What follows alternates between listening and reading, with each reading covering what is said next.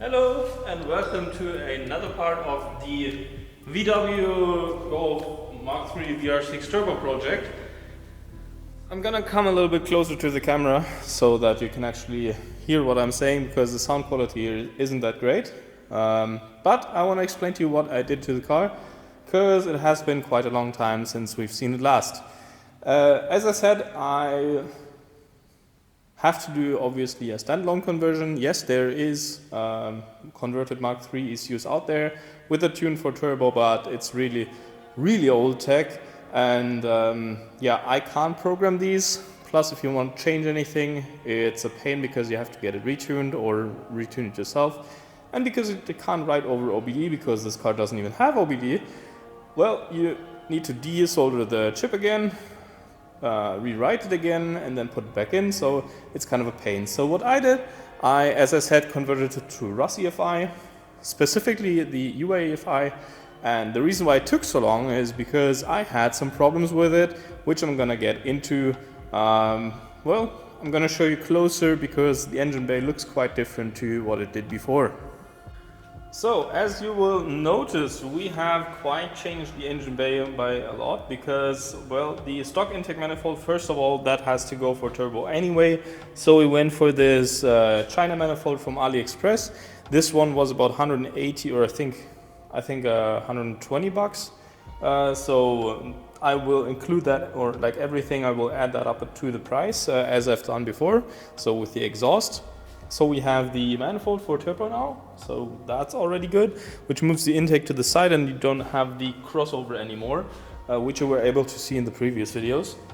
Then what I did, I wanted to get it running with just wiring the RUSEFI into the stock harness, but that actually didn't work, so I kind of almost made a complete new harness. I have to do some work to it still because while the car runs now, I can't turn it off with the key because only the fuel pump turns off. And due to in the intake manifold there being vacuum, it will actually take quite a while to turn off because it's still sucking through some of the fuel, plus the residual fuel in the fuel rail with the pressure. So what I did, I had some trouble with the distributor getting working, and with the injectors also, so I decided to rewire everything and get that going anyway.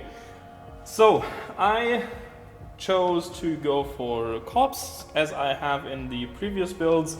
Those are just NGK 5014 or U5014 COPs. These are like considered the R8 coils, which work well in pretty much any scenario, and they fit here without any modifications. Obviously they don't fit with the stock intake manifold, but with this one obviously they fit.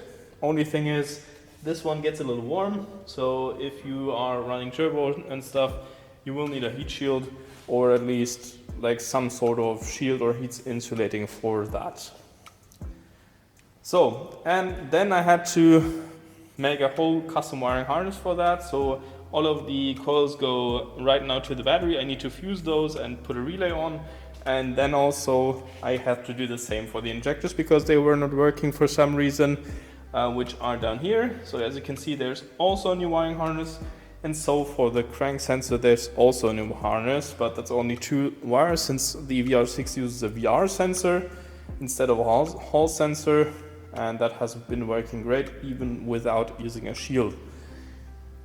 Right, what else did I do? So anything else that needs to be modified were the injectors, because one injector of the stock ones failed on me. I already decided to put some in, and I was curious and decided to go for some injectors from AliExpress.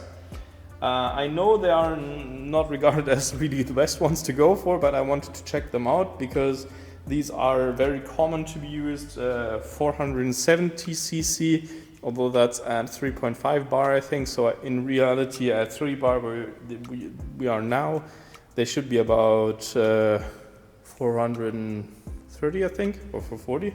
So same as the Green Giants, for example.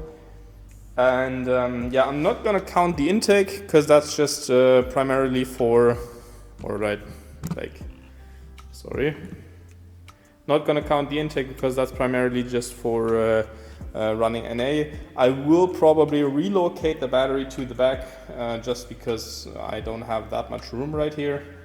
And yeah, as you can see, we gained a lot of room here, and we have a lot of room for turbo here, which is good because the turbo we chose is quite huge. And yeah, I will now let you check it out how it runs, at least on idle, and in the next part we will go and tune the car like it is, and then we will start converting it to turbo. Obviously I have to do some stuff, like the brake booster hose is not connected, I have not connected an idle valve yet, so there's still stuff that needs to be done, but at least for now I can move it around and it's working. I also need to find out what base timing is like, because with cops it sometimes is a little difficult. So yeah, we need to also do that. And I will start it up for you now.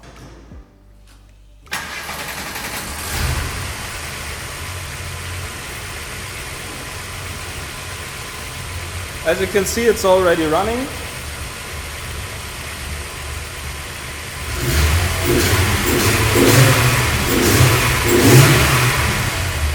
Will take some throttle, but it's obviously not tuned yet. Needs some acceleration enrichment and stuff, but yeah, that's pretty much it.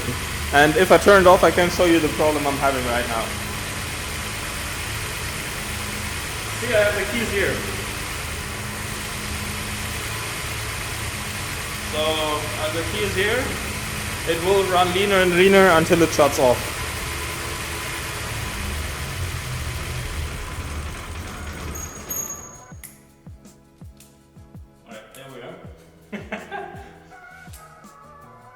Okay, yeah, see what I mean? It's kind of annoying. And I definitely need to get that fixed because that's not how it's supposed to be doing. You carburetor guys know what I'm talking about. And yeah, that's pretty much it for this update. Oh, what I also forgot, I have a wideband gauge in there. It's just a cheap AliExpress one. They actually work. But the RUSEFI UAEFI has an integrated wideband controller, so I would use that. You can use that with cheap knockoff sensors. Thing is, you need to have a look at, or you need to look out for when the sensor is failing, because they will, but they're only like 30 euros or something. So the sensors themselves, and like a standard LSU 4.9 sensor is about 100 euros. So yeah, I'm gonna calculate the 30 euros into that because you can just use that with the RUSEFI itself. I will also include pricing for the parts for the harness I used. It's not gonna be that expensive because the plugs are only like a few euros each. And yeah, like 20 euros for wiring and like 10 euros for a relay. It's really not that bad. Alright, that's it for real this time, and see you next time. Goodbye.